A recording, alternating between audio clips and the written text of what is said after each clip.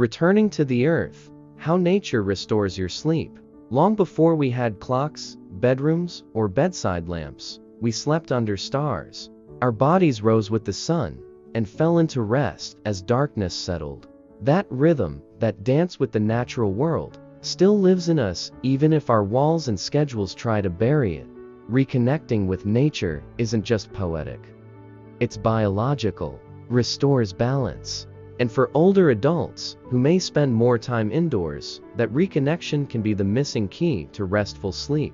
Let's start with sunlight, one of nature's simplest, yet most powerful medicines. Exposure to morning light helps anchor your body's circadian rhythm. It tells your brain, this is day, so it knows later when to begin preparing for night. Even 15 minutes outdoors between 8 and a.m. can significantly improve your ability to fall asleep at night and stay asleep longer. If you can't go outside, sit near a window where the light is strong. Pull back the curtains. Let your skin and eyes receive that signal, even through glass. Next comes movement in nature. A slow walk in a park, watering plants on a balcony, sitting under a tree and listening.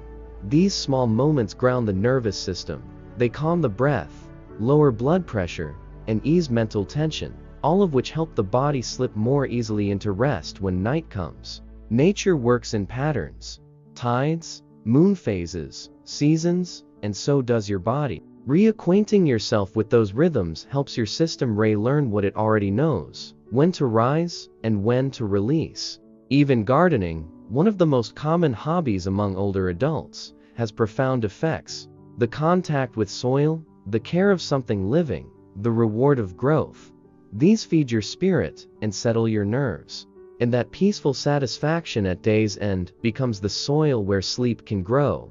Sound also matters. The wind through leaves, the hum of insects, the chirp of birds. These are natural lullabies, gentle, irregular, and yet soothing in a way synthetic sounds cannot match. If access to nature is limited, bring nature to you. Use recordings of rain, forests, or ocean waves during your wind-down routine. And finally, don't forget the power of awe. Watching the sunset, tracing the stars, feeling the shift of a season. These quiet encounters remind us that we are part of something larger, that we, too, belong in a cycle. And in that recognition, the body softens its grip on control, and sleep returns. At Silver Health Talk, we believe that healing doesn't always come from inside a bottle. Sometimes, it comes from opening the door, stepping outside, and letting the world remind you how to rest. In our next part, we'll talk about community and how sharing your sleep journey with others can reduce stigma, increase support, and empower you to take control of your rest again. Sleep in community, why sharing the struggle helps us heal. In our culture, sleep is often treated as a private affair, something we struggle with alone, behind closed doors, ashamed to admit, when it's not working. But what if the very isolation that deepens sleep problems is part of the reason we can't solve them? The truth is, you are not alone. Millions of older adults, men and women just like you, lie awake each night, wondering what's wrong with their bodies, what they did to deserve this fatigue, what secret they're missing that everyone else must know. At Silver Health Talk, we believe in replacing silence with connection. Talking about your sleep isn't a weakness, it's a strength. It's the first step toward understanding, toward reclaiming control, toward discovering solutions that are often hiding in plain sight. Maybe you mention your restless nights to a friend, and they tell you about the sleep meditation that helped them. Maybe a neighbor shares that their insomnia improved after changing a medication dose. Maybe you join a local group or online forum and realize this isn't just happening to you. It's part of a larger, shared human experience.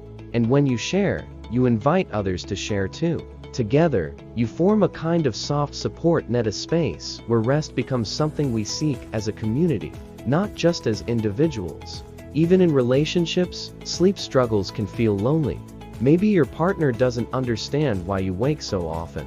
Maybe you feel guilty for disturbing them. Or maybe you're navigating sleep alone for the first time after many years of sharing a bed.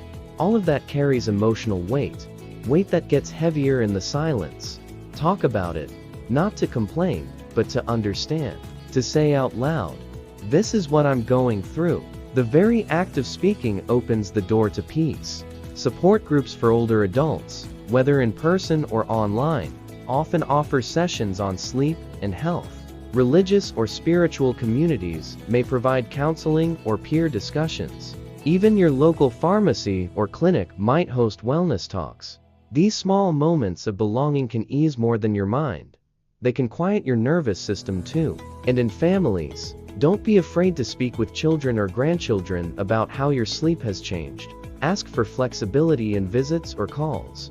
Let them know what helps, what hurts, what you need. Often, younger generations don't realize how fragile sleep can become until they're invited to care for it alongside you. Sleep improves when we stop hiding the struggle. In the final part of the series, we'll bring everything together and offer a quiet, powerful reminder your sleep story is still unfolding, and you have more agency than you think. Rest is your birthright. Reclaiming sleep, one gentle night at a time. You've heard the advice. You've explored the causes. You've seen the body's role, the mind's resistance, the heart's grief, and the world's quiet influence. And maybe now, in this final moment, you're asking, can I really change this? Can I find rest again? At this age, in this body, with all I carry? At Silver Health Talk, our answer is simple. Yes, you can. Not overnight.